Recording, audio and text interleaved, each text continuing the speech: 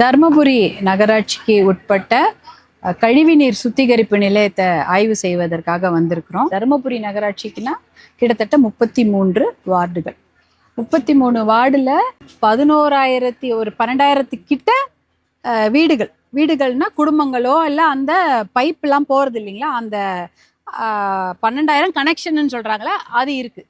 12,000 கனெக்ஷனில் கிட்டத்தட்ட 5,900 கனெக்ஷனுக்கு மட்டும்தான், அதாவது இந்த கழிவுநீர் சுத்திகரிப்பு பைப்பு போடப்பட்டு அந்த வழியாக வரக்கூடிய கழிவுநீர் இந்த சுத்திகரிப்பு நிலையத்தில் வந்து, அதாவது 19 வார்டில் இருக்கக்கூடிய 5,900 வீடுகளில் இருக்கக்கூடிய கழிவுநீர் அந்த டிச்சோ கால்வாயோ அது வழியாக வந்து இங்கே இருக்கிற சுத்திகரிப்பு நிலையத்துக்கு வருது.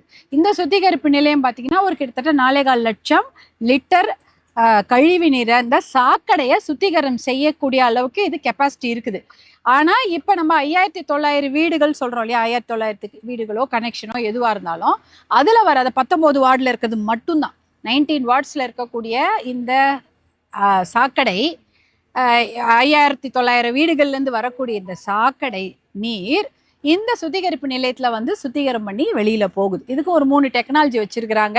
அதாவது முதல்ல அந்த சகதியை பிரிக்கிறது, அதுக்கப்புறம் அந்த சகதியை பிரித்து அந்த தண்ணியை இன்னொரு தொட்டியில் 2 தொட்டியில் தேக்கி அந்த தொட்டியில் நுண்ணுயிர்கள் போட்டு நுண்ணுயிர்களை போட்டு அந்த சகதியை அந்த நுண்ணுயிர் பாக்டீரியா சாப்பிட்டுட்டு நல்ல ஆக்சிஜன் வந்து பபுளாக வருது.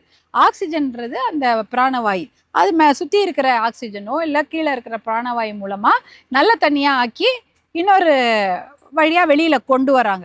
அதுக்கப்புறம் வெளியில் வந்தப்புறம் அதில் குளோரின் கீரின் சேர்த்து அதை சுத்தம் பண்ணி திருப்பி கொண்டு போய் சனத்குமார் நதியில் கலக்கிறாங்க. இதுதான் இதோட வேலை. அப்படி யோசிச்சு பாருங்க, இருக்கிற 33 வார்டில் 19 வார்டில் இருக்கக்கூடிய வீட்டில் இருக்கக்கூடிய சாக்கடை தண்ணி மட்டும்தான் இங்கே ப்ராசஸ் ஆகுது. எது? தர்மபுரி சுத்திகரிப்பு நிலையத்தில். மிச்சம் இருக்கக்கூடிய 14 வார்டு இருக்கக்கூடிய 5,500 கனெக்ஷன் வீடுகளோ குடும்பங்களோ ஃப்ளாட்டுங்களோ எல்லாமே இருக்குன்னா அந்த தண்ணி எங்கே போகுதுன்னா அதுவும் சனத்குமாருக்கு தான் போகுது. சனத்குமார் நதிக்கு போகுது. என்னது? ராமக்கால் ஏரிக்கு. இப்போ ராமக்கால் ஏரிக்கு போகுது. அதாவது இங்கே சுத்திகரம் பண்ண தண்ணியே சனத்குமாரில் போகுது. அதே போல் இந்த சுத்திகரிக்கப்படாத மிச்சம் இருக்கிற தண்ணி பாருங்க 14 வார்டில் இருக்கு, அதுவும் திருப்பி இங்கே தான் இந்த இதுக்கும் ராமக்கால் ஏரிக்கும் போயிட்டுருக்கு. அப்போனா நீர்நிலைகளுக்கு சாக்கடை தண்ணி தான் போயிட்டுருக்கு. சாக்கடை தண்ணியை நல்ல நீர்நிலைகளில் கலப்பது என்பது சட்டப்படி குற்றம். அதை எந்த ஒரு கவர்மெண்ட்டோ நகராட்சியோ ஊராட்சி பேரூராட்சி செய்யக்கூடாது. ஆனால் இந்தியாவில் இருக்கக்கூடிய எல்லா ஊர்லேயும் பார்த்தீங்கன்னா நீர்நிலைகளில் சாக்கடை தண்ணீர் கலப்பது என்பது சர்வ சாதாரண விஷயம். அதில் தர்மபுரியும் விலக்கில்லை. நகராட்சியின் நிர்வாகத்தில் என்ன பண்ணுறாங்க, சாக்கடை தண்ணியை கொண்டு போய் நல்ல தண்ணியில் கலக்கிறாங்க. அது சட்டப்படி குற்றம். இந்த குற்றத்தை எல்லாரும் செஞ்சுட்டு இருக்கிறாங்க தர்மபுரி நகராட்சி உட்பட்ட. அப்படி பார்த்தீங்கன்னா ஃபைன் போட்டிருக்கிறாங்க. யார்? நம்மளுடைய மாசு கட்டுப்பாடு வாரியம் ஃபைன் போட்டிருக்கிறாங்க. ஏதோ 3.5 லட்சமோ 4 லட்சமோ ஃபைன் போட்டிருக்கிறாங்க. இது வரைக்கும் அதுவும் கட்டப்படல. ஃபைன் போட்டு நீங்கள் கழிவு நீரை கொண்டு போய் நல்ல தண்ணியில் கலங்குறீங்க, அதனால் அதை தடுத்து நிறுத்தணும்னு ஃபைன் போட்டிருக்காங்க. ஆனால் அதை ஃபைன் கட்டலை. அதுக்கு என்ன ஒரு திட்டத்தை கொடுத்துருக்குறாங்கன்னா, இப்போ இதே பகுதியில் இன்னொரு சுத்திகரிப்பு நிலையத்தை கட்டுறாங்க. அது பார்த்தீங்கன்னா இதை விட கொஞ்சம் பெருசு. 5 லட்சம் லிட்டர் சாக்கடை MLD, அதாவது million litre per day. 5 something வச்சுங்களேன். 5.2 MLDனா 5.2 மில்லியன் லிட்டர் பர் டே. அதாவது 5 லட்சத்தோ 5.5 லட்சம் லிட்டர் சாக்கடை தண்ணியை சுத்திகரிப்பு செய்யறதுக்கு இன்னொரு சுத்திகரிப்பு நிலையம் கட்டிட்டு இருக்கிறாங்க. 2 வருஷமா கட்டுறாங்க. இன்னும் 2 வருஷத்துல முடிச்சிருவோங்கிறாங்க. அப்படி பண்ணா இங்க 19 வார்டு தண்ணி சுத்திகரிப்பு நிலையம் சுத்திகரிப்பு பண்ணி போகும். ஒரு பழைய சுத்திகரிப்பு நிலையம் மூலமா புதுசா உருவாக்கப்படுற அந்த சுத்திகரிப்பு நிலையத்துல இன்னொரு அந்த மிச்சம் இருக்கிற 14 வார்டு தண்ணி சுத்திகரிப்பு செய்து அது நல்ல தண்ணியா வெளில போகும். இதுதான் பண்ணணும். அப்போ கிட்டத்தட்ட பாதிக்கு பாதி கழிவு நீர் தான் கலந்து கொண்டு இருக்கிறது நம்ம தர்மபுரி மாவட்டத்தில் இருக்கக்கூடிய நல்ல ஏரிகள்ல. இதான் இன்னைக்கு நடந்துட்டு இருக்குது. அதனால தான் தருமபுரி மாவட்டத்தில் எங்கேயுமே இருக்கிற டவுனில் எங்கே பார்த்தாலும் ஸ்மெல்லு, எங்கே பார்த்தாலும் துர்நாற்றம், எங்கே பார்த்தாலும் தெருவிலேயே சாக்கடை ஓடுது, கொசு வருது, குழந்தைங்களுக்கு அடிக்கடி உடம்பு முடியாமல் போகுது, பெரியவங்களுக்கு மூச்சு திணறல் போடுற எத்தனையோ வியாதிகள் வரதுக்கு காரணம் சாக்கடை நீர் தருமபுரி மாவட்டத்தில் அப்படியே தான் இருக்குது. சுத்திகரம் பண்ணி அனுப்புறது கொஞ்சம், மிச்ச பாதி சுத்திகரம் பண்ணாமல் தண்ணியில் கலக்கிறது தான். இதில் இன்னொரு குறை என்ன சொல்கிறாங்க பொதுமக்கள் இந்த பகுதியிலனா, இது இந்த சுத்திகரிப்பு நிலையம் இருக்கக்கூடிய இடத்துல சுற்றி ஒரு 10 ஊர் இருக்குது. அங்கே விவசாயம் பண்ணிட்டு இருந்தாங்க, பண்ண முடியல. இந்த சுத்திகரிப்பு நிலையம் இருக்கிறதுனால நிறைய துர்நாற்றம். இன்னைக்கு தான் வேலை நடக்குது, எல்லா நாளும் அங்கே வேலை நடக்கலை. சுத்திகரிப்பு நிலையத்தில் வந்து தினமே வந்து வேலை நடக்கலை அப்படின்னு சொல்கிறாங்க. அதாவது சுத்திகரிப்பு நிலையத்துடைய வேலை என்ன? தண்ணியை சுழற்சி முறையில் சுற்றி அதில் நுண்ணுயிர் பாக்டீரியா கலந்து அதை நல்ல தண்ணியாக மாற்றி குளோரின் கலந்து விடணும். ஒரு கிட்டத்தட்ட 3 நாடு அடுக்கு ப்ராசஸ். இந்த ப்ராசஸை இவங்க பண்ணுறது இல்லை, இன்னைக்கு தான் பண்ணுறாங்க, இல்லை யாராவது வந்தால் பண்ணுறாங்க, ஒரு வாட்டியோ 2 வாட்டி பண்ணுறாங்கன்றாங்க. நம்ம அதிகாரிகளை கேட்டால் அவங்க சொல்கிறாங்க தொடர்ந்து பண்ண முடியாது. தொடர்ந்து பண்ண முடியாது, நாங்கள் அப்பப்போ கேப் விட்டு தான் பண்ண முடியும். கேப் விட்டா ஒரு நாளைக்கு ஒரு நாள் கேப் இல்லை. இப்போ இது 5 ஒரு 2 டேங்க் வச்சுருக்காங்க. ஒரு டேங்க்கில் சுத்திகரிப்பு பண்ணால் இன்னொரு டேங்க் சும்மா தான் இருக்குது. அந்த டேங்க் பண்ணும்போது ஸ்டாண்ட் பை டேங்க்கு சும்மா இருக்குது. Main tank standby tank இப்படி தான் சொல்கிறாங்க. அப்படி தான் நாங்கள் பண்ணுறோன்றாங்க. இருந்தாலும் இதில் இருக்க மக்கள், பொதுமக்களுடைய குற்றத்தை அவங்க குற்றம் சமத்துறாங்கன்னா அதில் உண்மை இல்லாமல் இல்லை. இதில் தினம் இங்கே வேலை நடத்தப்படலைன்றத ஊடகத்தில் நீங்களும் எங்ககிட்ட சொல்லியிருக்கீங்க. இது அந்த அளவுக்கு தினமே இந்த சுத்திகரிப்பு நிலையத்துலேருந்து சுத்தம் பண்ண தண்ணி போகிறதில்ல. மழை காலத்தில் அப்படியே திறந்து விட்டுறாங்க. கெட்ட தண்ணி அப்படியே இருட்டோட இருட்டா, வெள்ளத்தோட வெள்ளமா, நல்ல தண்ணியோட நல்ல தண்ணியா, மழை தண்ணியோட மழை தண்ணியா, சாக்கடை தண்ணி தான் கலக்குதுன்றாங்க. மழைன்றது ரொம்ப ரேர் தான் வச்சுங்களேன், எப்பயாவது தான் நம்ம தருமபுரியில் பெய்யுது. ஆனால் மற்ற சமயம் இப்படி தான் நடந்துட்டு இருக்குன்றாங்க. அப்போ இங்கே வந்து அதுக்கு ஒரு மானிட்டரிங் சிஸ்டம் இருக்கான்னு கேட்டால் மாசு கட்டுப்பாடு வாரியம் சொல்கிறாங்க ஒரு மானி வச்சுருக்கோம். அதாவது ஒரு மானிட்டரிங் சிஸ்டம் வச்சுருக்கிறோம். ஒரு சென்சாரை தண்ணியில் போட்டிருக்கோம். அந்த தண்ணீரில் சென்சாரில் அது வந்து சுத்திகரம் பண்ணிடுச்சா, எவ்வளோ pH இருக்குது, அதில் எவ்வளோ பாக்டீரியா இருக்குது, எவ்வளோ ஆக்சிஜன் இருக்குன்னு அது எங்களுக்கு சொல்லும். நாங்கள் அது எங்கே இருந்தாலும் பார்த்துக்கலான்னு அது வேலையை செய்து கிட்டத்தட்ட 1 வருடமாக இருக்குது. 2025 பழுதாகிவிட்ட அந்த சென்சார் இது வரைக்கும் ரிப்பேர் பண்ணப்படல.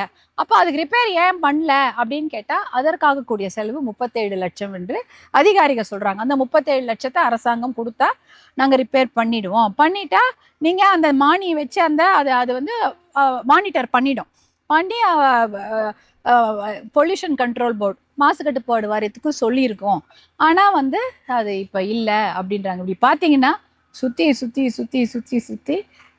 இதனால அது, அதனால இது, இதனால அது, அதனால கடைசியில் பார்த்தீங்கன்னா அது ஒரு பெரிய விஷய சைக்கிள் மாதிரி.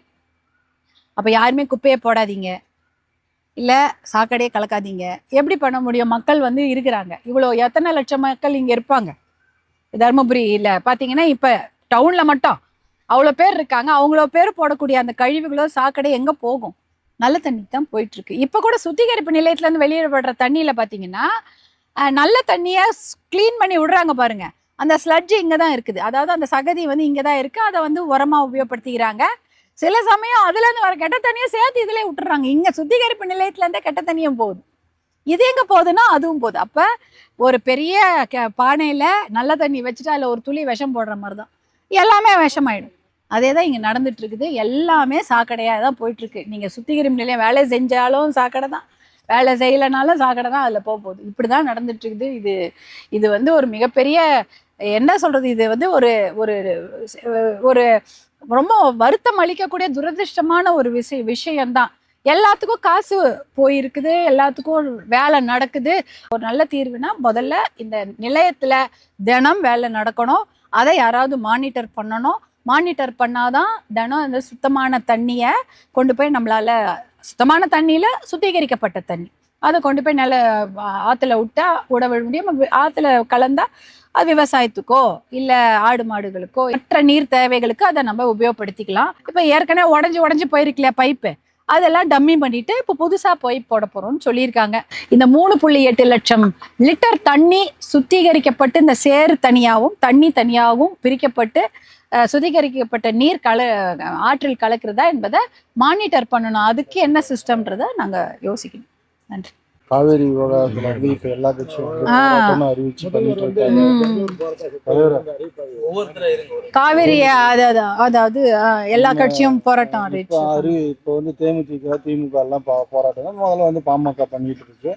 இதனுடைய நிலைப்பாடுகள் எந்த அளவுக்கு போயிட்டு இருக்குது என்ன? அதை நீங்க பாத்தீங்கன்னா மேகேதாட்டு அணை கட்டக்கூடாது என்பதும் காவிரி நீரை நம்ம வந்து காப்போம் என்ற ஒரு நிலைப்பாட்டை பாட்டாளி மக்கள் கட்சி வெகு காலமாக.